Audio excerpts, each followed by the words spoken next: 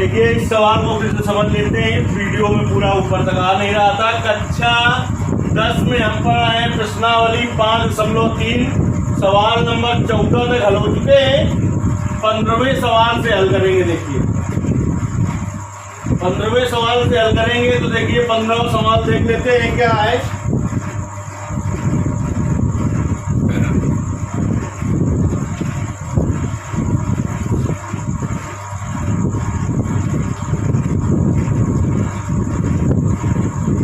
कह रहा है निर्माण कार्य से संबंधित किसी ठेके में एक निश्चित तिथि के बाद कार्य को विलंब से पूरा करने, विलंब मतलब होता है देरी से करने के लिए, जुर्माना लगाने का प्रावधान इस प्रकार है कि पहले दिन 200 रुपये, अगर पहले दिन विलंब से कार्य किया जाएगा तो 200 रुपये देने पड़ेंगे, दूसरे दिन 250 रुपये, तीसरे दिन 300 रुपये, इसी तरीके से 50 रुपये रोज बढ़ते चले जाएंगे। कह रहा है एक ठेकेदार को जुर्माने के रूप में कितनी राशि अदा करनी पड़ेगी यदि वह इस कार्य को 30 दिन का विलंब कर देता है। यदि इस कार्य को 30 दिन विलंब कर दे तो उसे जुर्माने के रूप में ठेकेदार को कितने रुपए भरने पड़ेंगे, ये हमें ज्ञात करना है। देखिए ये हमें ज्ञात करना है कि कितना जुर्माना के तौर पर भरना पड़ेगा। चलिए देख लेते हैं। सवाल नंबर ये आपका 15 होगा। पहले दिन विलंब से कार्य करता है 200 रुपये, दूसरे दिन 250, तीसरे दिन 350 रुपये, ऐसे उत्तरोत्तर बढ़ते चले जाते हैं 30 पदों तक ऐसा होता है। तो कितने रुपए उसको जुर्माने के तौर पर भरने पड़ेंगे ये हमें याद करना है। देखिए प्रथम पद कितना है, प्रथम पद ए बराबर है 200 और सर्वांतर डी बराबर क्या होता है T2 माइनस T1 होता है। तो 250 और माइनस 200 तो 50 आ जाएगा। कितने पदों तक है, 30 पदों तक है। तो देखिए n का मान कितना हो जाएगा, 30 हो जाएगा। पदों की संख्या देख लें तो 30 दे रखी है। अब हमें पता है कि AP के n पदों का योगफल, AP मतलब होता है अरिथमेटिक प्रोग्रेशन यानी कि समांतर श्रेणी। तो AP के n पदों का योगफल ज्ञात करने का सूत्र होता है Sn बराबर n/2 2a plus n minus 1 into D. देखिए n का मान 30 दे रखा है तो n की जगह 30 रख देंगे। यह 30 बराबर 30/2 और 2a का मान कितना है 200 है, प्लस n का मान कितना है 30 माइनस 8 गुणते डी का मान कितना है 50 है।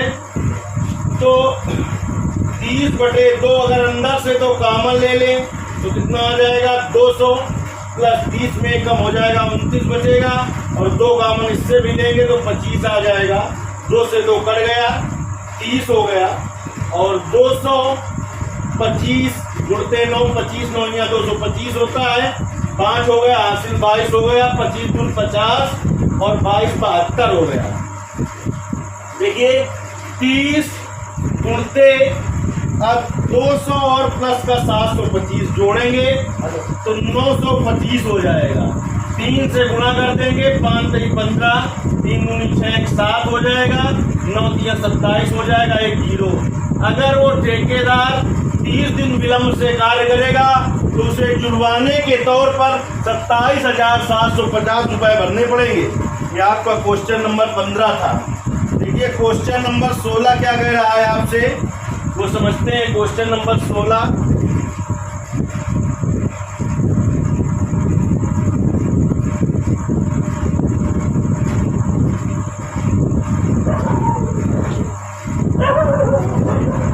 देखिए क्वेश्चन नंबर 16 है आपका।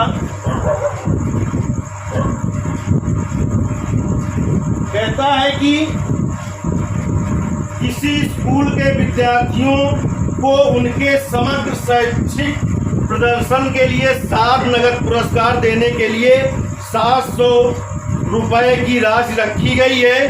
यदि प्रत्येक पुरस्कार अपने से ठीक पहले पुरस्कार से 20 रुपये कम है तो प्रत्येक पुरस्कार का मान ज्ञात कीजिए। देखिए कहता है एक स्कूल में विद्यार्थियों को शैक्षिक प्रदर्शन के लिए 7 नगद पुरस्कार रखे गए हैं, जिसके लिए 700 रुपये की राशि रखी गई है। ये कह रहा है प्रत्येक पुरस्कार अपने ठीक पहले वाले पुरस्कार से 20 रुपये कम मिलते हैं। तो प्रत्येक को पुरस्कार ज्ञात कीजिए। देखिए, प्रत्येक को मिला पुरस्कार ज्ञात करना है। हम मान लें कि माना पहले विद्यार्थी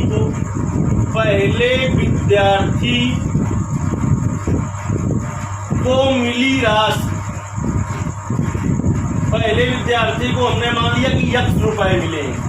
प्रश्न कह रहा है कि प्रत्येक विद्यार्थी को अपने पहले वाले विद्यार्थी से 20 रुपए कम मिलेंगे। तो देखिए, दूसरे विद्यार्थी को कितने रुपए मिलेंगे?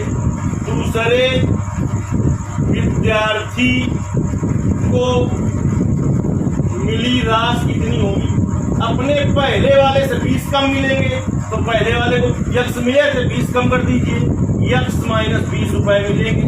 अब देखिए, तीसरे को कितने मिलेंगे?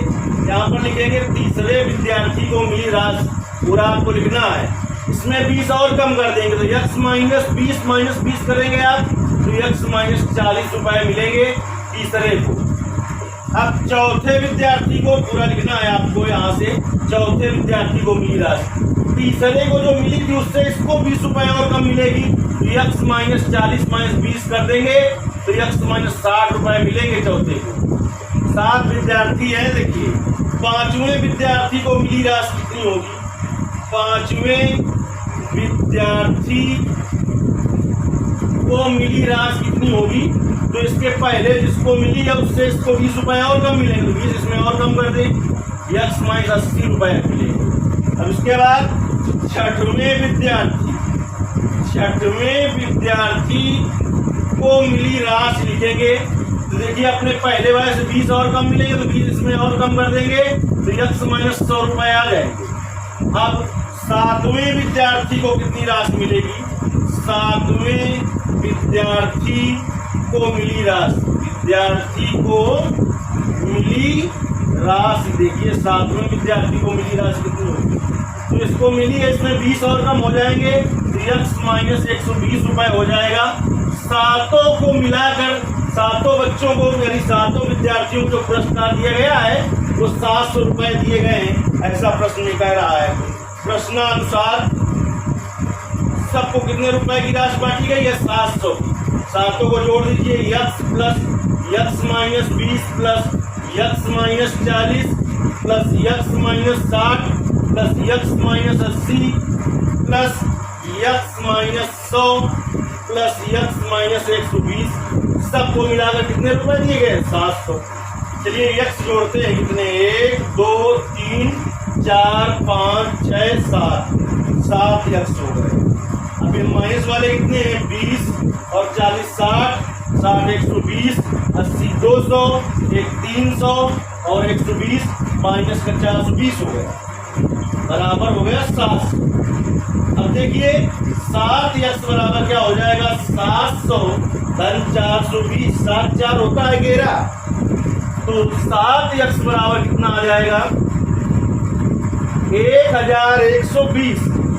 x बराबर कितना आ जाएगा? 1120 बटे 7। अब 7 का भाग दे देना है आपको 1120 रुपए। देखिए, एक बार जाएगा 7 बचे 4 तो 7 छंग हो गया 42 और एक 0 है। x बराबर 160 रुपए, यानी पहले विद्यार्थी को मिली राशि है x रुपए। यहाँ फिर से लिखेंगे, पहले विद्यार्थी को मिली राशि कितनी थी? x रुपए। x का मान लीजिए कितना निकला? 160 रुपए। अब लिखेंगे दूसरे विद्यार्थी को मिली राशि बराबर x माइनस 20 था, x माइनस 20 लिखेंगे एक बार, तो x का मान निकला 160 माइनस 20 तो 140 रुपए हो जाएगा। इसी प्रकार से तीसरे विद्यार्थी को मिली राशि पूरा आपको लिखना है, कितना है? x माइनस 40 है, तो x का मान निकला 160 तो 160 माइनस 40 आ जाएगा 120 रुपए तीसरे विद्यार्थी को राशि मिलेगी। चौथे विद्यार्थी को मिली राशि, देखिए चौथे विद्यार्थी को कितनी राशि मिलेगी? चौथे विद्यार्थी को राशि मिली थी x माइनस 60, तो x का मान निकला 160 माइनस 60, तो चौथे विद्यार्थी को 100 रुपए मिलेंगे।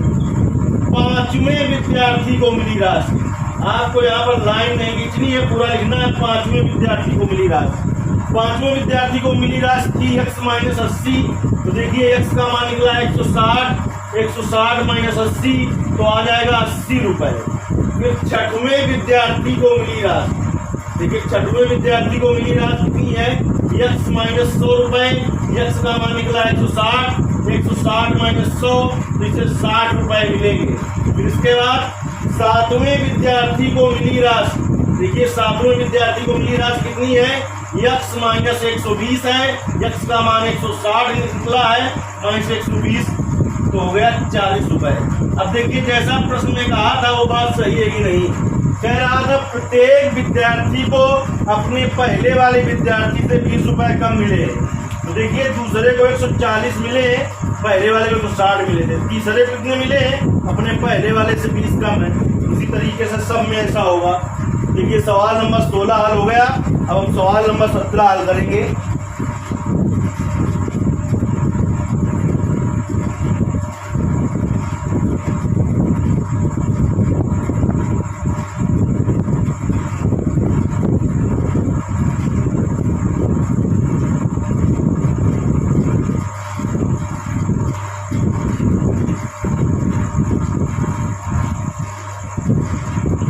सवाल नंबर 17 में कह रहा है कि स्कूल के विद्यार्थियों ने वायु प्रदूषण कम करने के लिए, एक स्कूल के विद्यार्थियों ने वायु प्रदूषण कम करने के लिए स्कूल के अंदर और बाहर पेड़ लगाने के बारे में सोचा या निर्णय लिया कि प्रत्येक कक्षा का प्रत्येक अनुभाग अपनी कक्षा की संख्या के बराबर पेड़ लगाएगा। मतलब कहने का मतलब ये है इसके कि अगर कक्षा 1 का विद्यार्थी है तो वो 1 पेड़ लगाएगा, और कक्षा 2 का विद्यार्थी है तो वो 2 पेड़ लगाएगा, कक्षा 3 का विद्यार्थी है यानी कक्षा 3 के जो छात्र होंगे वो 3 पेड़ लगाएंगे। ये कहने मतलब है इसके। कह रहा उदाहरण के तौर पर कक्षा 1 का एक अनुभाग 1 पेड़ लगाएगा। इसमें लेकिन उसने अनुभाग का मतलब होता है सेक्शन, उसने दे दिया अनुभाग भी। कक्षा 1 का एक अनुभाग 1 पेड़ लगाएगा, कक्षा 2 का एक अनुभाग 2 पेड़ लगाएगा, कक्षा 3 का एक अनुभाग 3 पेड़ लगाएगा इत्यादि।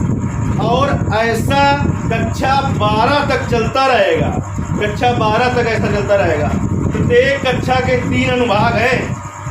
इस कक्षा के विद्यार्थियों द्वारा लगाए गए पेड़ों की संख्या क्या थी? प्रत्येक कक्षा के 3 सेक्शन है कह रहा है। देखिए कक्षा 1 के विद्यार्थियों द्वारा लगाए गए पेड़, सब कक्षा के 3 सेक्शन है। कक्षा 1 के विद्यार्थियों द्वारा लगाए गए पेड़ कितने होंगे? कक्षा 1 का एक सेक्शन 1 पेड़ लगाएगा, 3 सेक्शन है, 3 में से 3 पेड़ लगाएंगे। कक्षा 2 के विद्यार्थी देखिए, कक्षा 2 के विद्यार्थी, कक्षा 2 के विद्यार्थियों द्वारा लगाए गए पेड़, देखिए 2 के एक अनुभाग जो होगा वो 2 पेड़ लगाएगा, 3 अनुभाग है तो 2 गुणित 3 हो जाएगा, 6 पेड़ लगाएंगे कक्षा 2 के विद्यार्थी।